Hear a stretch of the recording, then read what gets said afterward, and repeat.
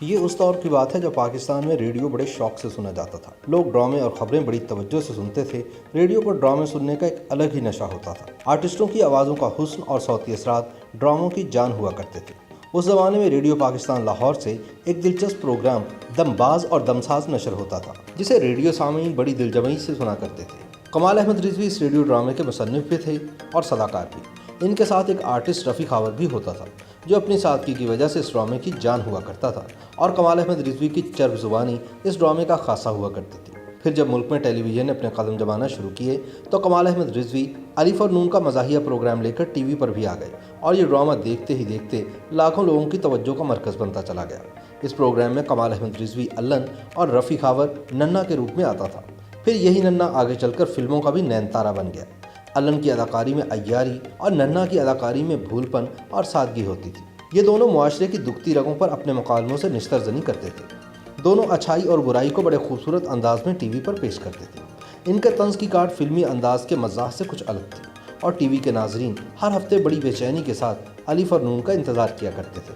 الن اور ننھا دونوں ایک دوسرے کی بیساکھی اور ایک دوسرے کی ضرورت بھی تھے۔ پھر یوں ہوا کہ ننھا اپنی مقبولیت کی وجہ سے ٹی وی سے فلموں کی طرف چلا گیا اور الن اکیلا رہ گیا۔ جب ننھا فلموں میں آیا تو اس کے ہم اثر مزاحیہ آرٹسٹوں میں منور ظریف، رنگیلا اور علی اعجاز کا طوطی بول رہا تھا۔ ننھا کی کامیاب انٹری کے بعد اب فلموں میں مزاحیہ آرٹسٹوں کی یہ چوکڑی اپنا رنگ جمانے لگی۔ ننھا جگت بازی کے علاوہ شعر و شاعری سے بھی کافی شغف رکھتا تھا، اور ایسے اشعار اس کو خوب یاد ہوتے تھے جن میں حسن پرستی کی جھلک ملتی تھی۔ اس سے اندازہ ہوتا ہے کہ ننھا حسن پرست بھی تھا، لیکن ایک خاص بات یہ تھی کہ ننھا دل کا بہت اچھا تھا اور اندر سے ایک بھولا بھالا انسان تھا۔ اسے ان فلم سازوں سے بڑی چڑ ہوتی تھی جو چھوٹے آرٹسٹوں کے ساتھ حقارت کے ساتھ پیش آتے تھے۔ پھر وقت گزرنے کے ساتھ ساتھ ننھا فلمی دنیا کی ضرورت بن گیا، اور کامیابی نے اس کے گھر کا راستہ دیکھ لیا۔ اس دوران ننھا کی شادی بھی ہو گئی اور اس کے 3 بیٹے بھی ہو چکے تھے۔ لیکن پھر یوں ہوا کہ اس معصوم کو عشق ہو گیا، اور وہ بھی ایک خرانٹ عورت کے ساتھ۔ تب ننھا شہرت کی بلندیوں پر تھا جب ایک مکار فلمی رقاصہ نازلی اس کی زندگی میں داخل ہوئی اور اسے ٹریپ کر لیا۔ اس نے کچھ ہی عرصے میں ننھا کے ازدواجی زندگی کے آشیانے کے تنکے بکھیرنا شروع کر دیے۔ ننھا بھی اب فلموں میں کام سے زیادہ نازلی کے ناز نخروں میں دلچسپی لینے لگا۔ وہ ایک حسن پرست مگر بھولا بھالا انسان تھا، اور عشق کے ان زاویوں سے واقف نہ تھا جو ایک بازار کی حد تک تو ٹھیک ہوتے ہیں، مگر ان کو کبھی گھریلو رنگ نہیں دیا جا سکتا تھا۔ مگر ننھا پر عشق کا جادو سر چڑھ کر بول رہا تھا، اور اس کی اس مجبوری سے رقاصہ نازلی خوب فائدہ اٹھا رہی تھی۔ ننھا کے قریبی دوستوں نے بھی اس کو بڑا سمجھایا اور عشق بازی سے روکنے کی بھی کوشش کی، مگر شاید قدرت کو یہ منظور نہ تھا۔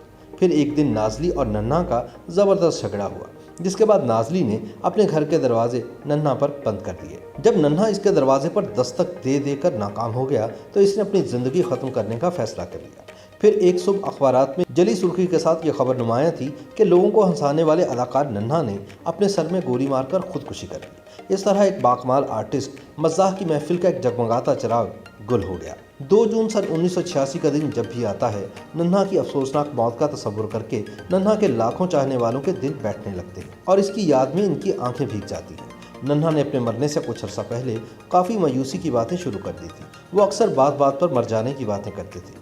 گھر والوں نے ان کی مایوسی کے پیش نظر ان کی بندوق چھپا دی تھی، لیکن مرنے سے پہلے انہوں نے اپنی والدہ کو قسمیں دی کہ مجھے اپنی بندوق کے لائسنس کی تجدید کروانے کے لیے بندوق چاہیے۔ اپنے مرنے سے کچھ گھنٹے پہلے ننھا نے خط لکھا کہ میں اپنی مرضی سے مر رہا ہوں، کسی کو میری موت کا ذمہ دار قرار نہ دیا جائے۔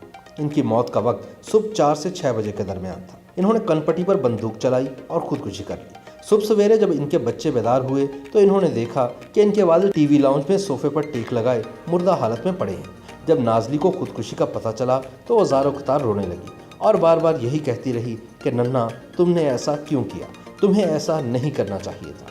نازلی کو بھی یہ افسوس تھا کہ حالات ایسے بن گئے کہ وہ ننھا کا آخری دیدار بھی نہ کر سکی۔ YouTube پر گوگلی نیوز دیکھنے کے لیے youtube.com کی سرچ بار میں googly news T V type کریں۔ گوگلی نیوز کے پیج پر سرخ رنگ کے سبسکرپشن والے بٹن پر کلک کرنا نہ بھولیے۔ YouTube پیج پر اپلوڈ ہونے والی ویڈیوز سے باخبر رہنے کے لیے بیل آئیکن پر کلک کیجیے۔ آپ کو ہر نئی ویڈیو کے بارے میں نوٹیفیکیشن موصول ہو جائے گا۔